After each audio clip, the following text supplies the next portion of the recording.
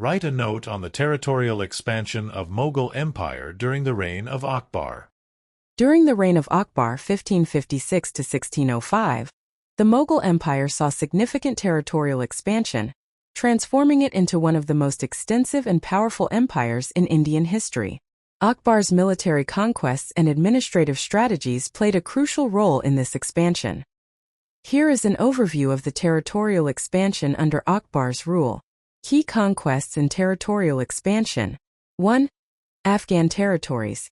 Early in his reign, Akbar focused on consolidating control over the Afghan territories, including Punjab, Delhi, and Agra. The Second Battle of Panipat in 1556 was a pivotal moment, where Akbar's forces defeated Hemu, securing Delhi and Agra for the Mughal Empire. 2. Rajputana campaigns. Akbar launched several campaigns to subjugate the Rajput kingdoms of Rajputana. Key victories included the siege of Chittorgarh in 1568 and the capture of Ranthambore in 1569. Through diplomacy and strategic marriages, Akbar forged alliances with Rajput rulers, integrating their territories into the empire while allowing them autonomy under Mughal suzerainty. 3. Malwa and Gujarat. The conquest of Malwa in 1561 and Gujarat in 1572 were significant milestones. Gujarat's acquisition was particularly important as it was a vital trade center, enhancing the empire's economic strength. 4. Bengal and Bihar. Akbar expanded eastward, conquering Bengal in 1576 and Bihar in 1574. The defeat of Bengal's ruler, Dud Khan Karani, solidified Mughal control over the eastern provinces. 5. Kabul and Kandahar. To secure the northwestern frontiers, Akbar focused on Kabul and Kandahar. Kabul was annexed in 1581, and Kandahar followed in 1595, securing the empire's borders against external threats from Central Asia. 6. Deccan campaigns. Akbar extended his influence into the Deccan region. He successfully annexed Ahmednagar in 1596 and launched campaigns against the Deccan sultanates of Bijapur and Golconda, although complete control over these territories was achieved later by his successors. Strategies for expansion. 1. Military might. Akbar's well-organized and powerful military was instrumental in his conquests. His use of artillery, cavalry, and infantry allowed for effective siege warfare and battlefield tactics. 2. Administrative reforms. Akbar's administrative reforms, such as the Mansabdari system, ensured efficient governance and control over newly conquered territories. This system helped integrate diverse regions and maintain stability. 3. Diplomacy and alliances. Akbar was adept at forging alliances through diplomacy and marriages, particularly with Rajput rulers. These alliances not only expanded the empire, but also ensured loyalty and reduced resistance. 4. Religious tolerance. Akbar's policy of religious tolerance, including the abolition of the jizya tax on non-Muslims and his engagement with diverse religious communities, helped win the support of his subjects and maintain peace in the newly annexed regions. Conclusion. Akbar's reign marked a period of remarkable territorial expansion for the Mughal Empire. His military conquests, administrative reforms, diplomatic alliances, and policies of religious tolerance played key roles in this expansion. By the end of his reign, Akbar had transformed the Mughal Empire into a vast, diverse, and powerful entity, laying the foundation for its continued dominance in the Indian subcontinent under his successors. Critically examine the salient features of Mansabdari system. The Mansabdari system was a cornerstone of the administrative and military structure of the Mughal Empire, established by Akbar. It played a crucial role in organizing the empire's governance and military forces. Below is a critical examination of its salient features. Salient features. 1. Ranking system Mansabs. Zat and Sawar ranks. Each Mansabdar was assigned two numerical ranks, Zat and Sawar. Zat indicated the personal rank and status of the officer, while Sawar indicated the number of cavalrymen the officer was required to maintain. Hierarchy. The system had a hierarchical structure with ranks ranging from 10 to 10,000, determining the pay, status, and military responsibility of the Mansabdar. 2. Administrative and military roles. Dual responsibilities. Mansabdars held both administrative and military roles. They were responsible for governing specific territories, jagirs, and maintaining a specified number of troops. Revenue collection. They collected revenue from their assigned jagirs, part of which was used to maintain their troops. 3. Salary and revenue system. Cash and jagir payments. Mansabdars were compensated through a combination of cash, tanqua, and jagir assignments. Jagirs were non-hereditary land grants, and their revenues were used for maintaining the Mansabdar's troops and personal expenses. Revenue assignment. The revenue from a jagir was assigned to the Mansabdar in lieu of a salary. The value of the jagir was expected to match the rank and the number of troops maintained by the Mansabdar. 4. Centralized control. Emperor's authority. The emperor had the sole authority to appoint, promote, and transfer Mansabdars, which centralized control and ensured loyalty. Regular reviews. The performance and loyalty of Mansabdars were regularly reviewed, and ranks were adjusted based on merit and service. Critical examination. 1. Strengths. Organizational efficiency. The Mansabdari system provided a structured and efficient way to manage both administrative and military functions, facilitating better governance and control over vast territories. Integration of diverse groups. By including Rajputs, Afghans, and other local chieftains as Mansabdars, Akbar ensured their loyalty and integrated diverse groups into the imperial administration. Flexibility and meritocracy. The system allowed for flexibility and was, to some extent, based on merit, as ranks could be adjusted based on an individual's performance and loyalty. 2. Weaknesses. Corruption and abuse. The jagir system led to corruption and exploitation, as Mansabdars often sought to maximize revenue from their assigned lands, leading to heavy taxation and oppression of peasants. Economic strain. The system placed a significant economic burden on the empire. The allocation of revenue lands to Mansabdars reduced the central treasury's income, which could lead to financial strain. Military inefficiency. Despite the requirements, Mansabdars often did not maintain the prescribed number of troops, and the quality and readiness of the troops were frequently subpar. This could weaken the military capability of the empire. Instability. The frequent transfers of jagirs led to a lack of long-term investment in the land, reducing agricultural productivity and economic stability. 3. Centralized dependency. Over-reliance on the emperor. The centralized nature of the system made the administrative and military structure heavily dependent on the efficiency and capabilities of the emperor. Weak rulers could not manage the system effectively, leading to instability. Conclusion.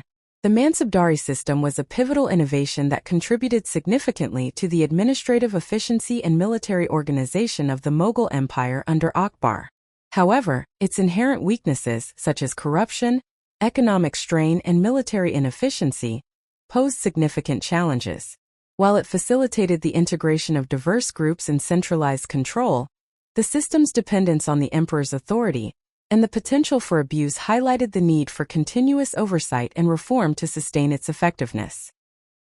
Discuss briefly the character of Indo-Persian histories of 16-17th century India. The 16th and 17th centuries in India were marked by significant Indo-Persian cultural and historical developments, primarily under the Mughal Empire. The period saw a profound synthesis of Persian and Indian elements, which influenced literature, art, architecture, and administrative practices. Here is a brief discussion on the character of Indo-Persian histories during this era. 1. Integration of Persian culture in the Mughal court. Language and literature. Persian was the court language of the Mughal Empire, used in administration, literature, and historical documentation. Many Mughal rulers were patrons of Persian literature and arts. Historical texts. Major historical works such as Abul Fazl's Akbarnama and Ainai Akbari provide detailed accounts of Akbar's reign and the Mughal administration. These texts are written in Persian and reflect the synthesis of Indian and Persian historical traditions. 2. Prominent historians and chroniclers.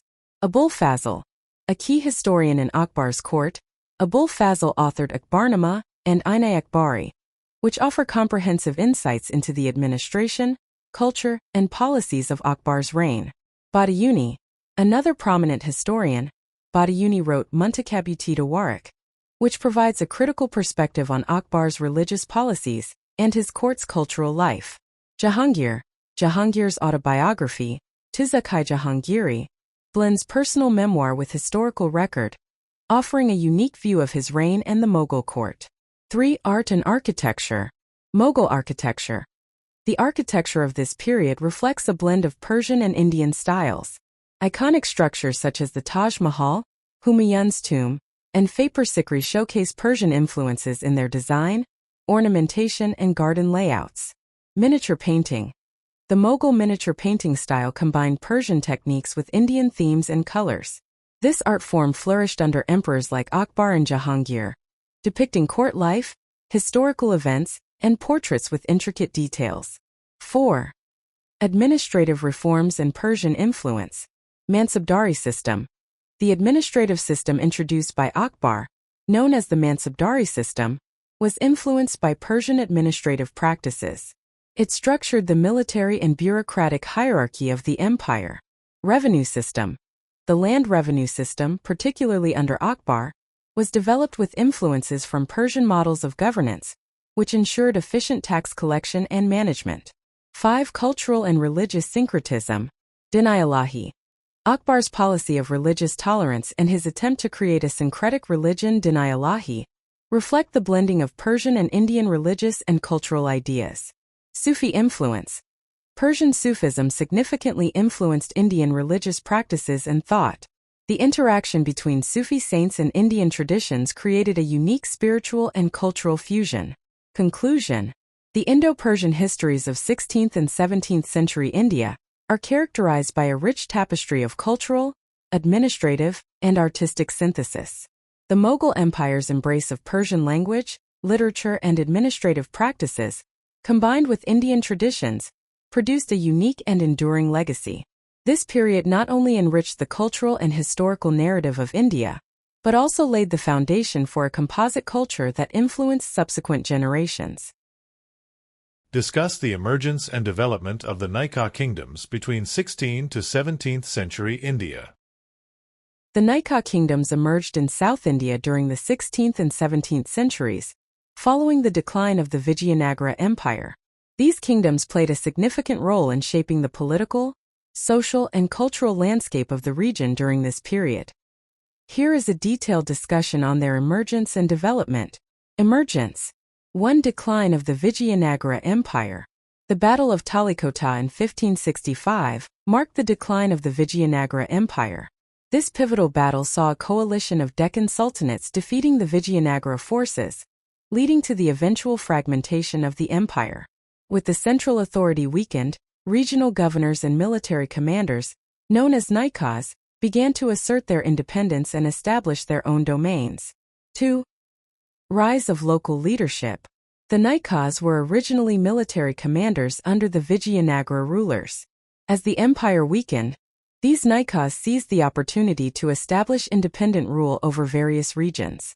These newly formed Nayaka kingdoms capitalized on their local power bases and resources to consolidate control. Major Nayaka kingdoms. Wuntu und Aya. The Madurai Nayaka kingdom was established in the later part of the 16th century. It became one of the most prominent Nayaka states in South India. Tirumala Nayaka, 1623 to 1659, was one of the most notable rulers. He is credited with the construction of many architectural marvels, including the Meenakshi Temple complex in Madurai, which showcases Dravidian and Indo-Saracenic architectural styles. 2. Tanjavur Nayakas. The Tanjavur Nayaka kingdom rose to prominence following the decline of Vijayanagara control. The Tanjavur Nayakas were great patrons of art, literature, and architecture. They played a crucial role in the development of Bharatanatyam dance and Carnatic music. Raja Sirphoji II (1798–1832) was a notable later ruler known for his contributions to the arts and education. 3. Jinji Nayakas. The Jinji Nayaka kingdom, located in present-day Tamil Nadu, was known for its formidable fortifications and strategic importance. The Jinji fort is an exemplary piece of military architecture, showcasing the engineering skills of the Nayakas. 4. Keladi Nayakas. The Keladi Nayaka kingdom was situated in the Mulnad region of Karnataka. Keladi Chennamma, a notable ruler, defended her kingdom against the Mughal invasion led by Aurangzeb. She is remembered for her bravery and administrative acumen. Development. 1. Cultural contributions. The Nayakas were patrons of arts, literature, and culture. They played a significant role in the revival and development of traditional South Indian arts. They supported temple construction and the creation of religious and secular literature, blending local traditions with influences from the Vijayanagara heritage. 2. Architectural innovations. The Nayaka period is marked by significant architectural achievements. Temples and fortifications built during this era are characterized by elaborate sculptures, intricate carvings, and towering gopurams, gateway towers. Key examples include the Meenakshi Temple in Madurai and the Brihadiswarar Temple in Tanjavur. 3. Administrative reforms. The Nayakas implemented efficient administrative systems to manage their territories. They maintained the land revenue systems and promoted agricultural development. They also developed strong military forces to defend their kingdoms against external threats, including the Mughal and Maratha invasions. 4. Economic prosperity. Trade and agriculture flourished under the Nayakas. They encouraged the cultivation of cash crops, which boosted the economy. The Nayakas also fostered trade relations with foreign powers, enhancing their economic and political influence. Conclusion.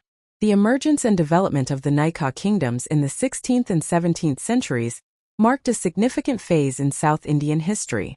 These kingdoms, arising from the decline of the Vijayanagara Empire, managed to carve out independent and prosperous states that contributed immensely to the cultural, architectural, and economic landscape of the region.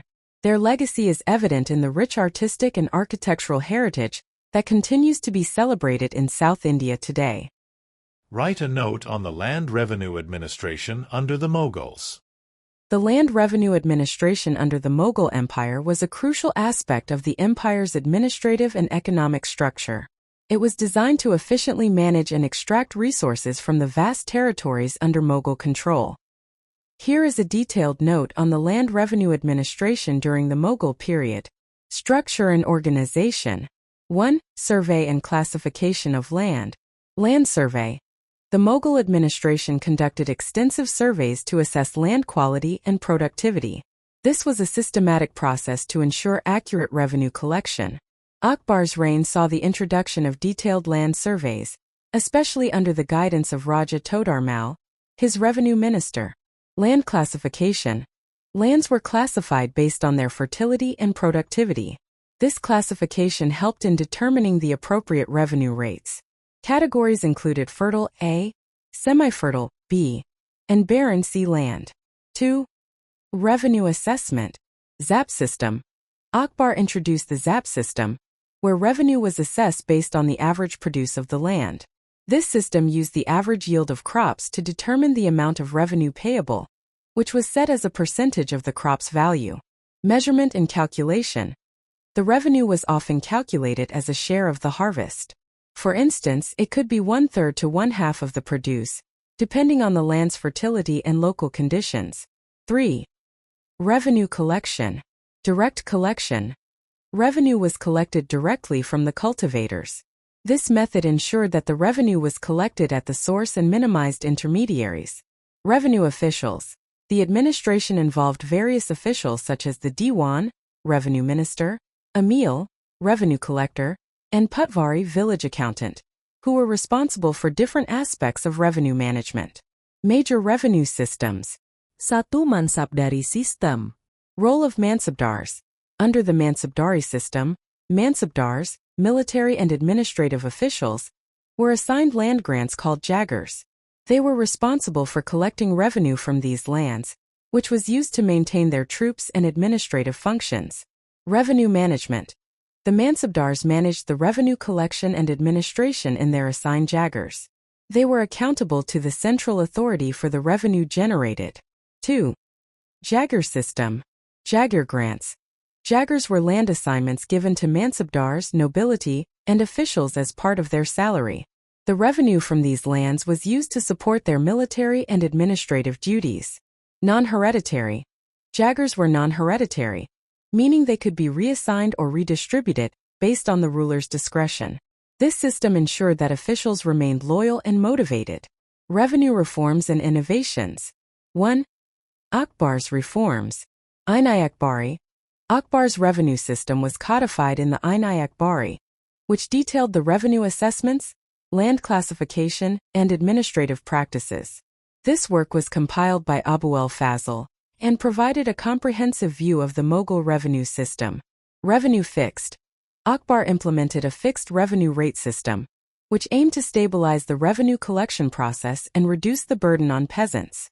2. Jahangir and Shah Jahan's contributions. Consistency. Jahangir and Shah Jahan continued with Akbar's revenue policies, maintaining the overall structure but making adjustments based on regional needs and conditions. Inspection and oversight. Regular inspections and audits were conducted to ensure that revenue officials adhered to policies and to address any issues related to corruption or inefficiency. Challenges and issues. 1. Revenue burden. Peasant hardships. The revenue system sometimes imposed heavy burdens on peasants, especially during periods of poor harvest or natural calamities. This led to peasant unrest and difficulties in meeting revenue demands. 2. Corruption and mismanagement. Local corruption. Corruption among local officials and jagirdars could lead to inefficient revenue collection and exploitation of peasants. This issue often necessitated reforms and oversight measures. 3. Regional variations. Diverse conditions. The revenue system had to be adapted to different regional conditions, which sometimes led to inconsistencies and challenges in implementation. Conclusion. The land revenue administration under the Mughal Empire was a sophisticated system designed to efficiently manage and extract resources from the empire's vast territories.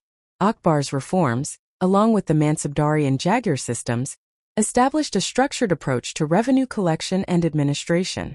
Despite challenges such as corruption and regional variations, the Mughal revenue system played a vital role in sustaining the empire's economic and administrative framework. Administrative structure of Lodi Empire. The Lodi Empire's administrative structure was centralized yet regionally divided. The Sultan held supreme authority, overseeing all state affairs, military, and judicial matters. Key officials included the Diwan, revenue minister, and the Wazir, prime minister, who managed finance and administration. The empire was divided into subas, provinces, each governed by a subadar.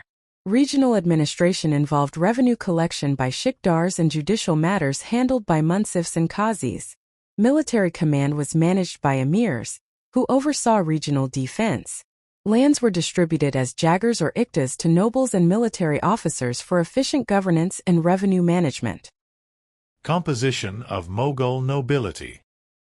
The Mughal nobility was a hierarchical structure with the emperor at the top, overseeing all state affairs. Below him were high-ranking officials such as the Wazir, prime minister, Diwan, revenue minister, and various military commanders known as emirs. The nobility also included Mansabdars, who were military and administrative officials holding specific ranks and granted land, jagirs, for their service. The nobility was diverse, comprising both native Indian and Central Asian elites. Mansabdars were crucial in maintaining the empire's administration and military, receiving jagirs in return for their service and loyalty. This system ensured a balanced distribution of power and responsibility. Write a note on the urban life during 16th century. In the 16th century, urban life in India experienced significant growth and transformation. Cities like Delhi, Agra, and Fatehpur flourished as major centers of commerce, culture, and administration. Trade expanded with vibrant markets and commercial activities, supported by robust infrastructure. The period saw a rise in craftsmanship, with textiles and jewelry becoming prominent industries. Cultural and religious institutions, including temples and mosques, played a central role in social life. Urban areas developed with improved roads, residential neighborhoods, and local administration, enhancing daily life and governance. This era marked a thriving and dynamic urban landscape in India. Mughal minting system. The Mughal minting system was a well-organized process for producing and managing currency. Established under Akbar, mints were set up in major cities like Delhi, Agra, and Fatehpur Sikri. The system produced gold, silver, and copper coins, often inscribed with the emperor's name and Islamic motifs. Coins were carefully weighed and standardized to maintain monetary stability. Each mint had officials who ensured the quality and consistency of the currency. The system supported the empire's economic stability by preventing counterfeiting and ensuring a reliable currency for trade and taxation. This structure played a crucial role in the Mughal administration and economy. Vernacular literary tradition. Awadhi. The Awadhi vernacular literary tradition flourished in northern India, especially in Uttar Pradesh, during the 16th and 17th centuries. Written in the Awadhi language, this tradition includes notable works such as Tulsidasa's Ramcharitmanas, which played a significant role in shaping religious and cultural life. Awadhi literature is known for its rich depiction of local culture, religious themes, and social values. It encompasses various forms, including epic poetry, devotional songs, and folk narratives, reflecting the everyday experiences and beliefs of the region's people. This literary tradition helped in preserving and promoting regional language and cultural identity.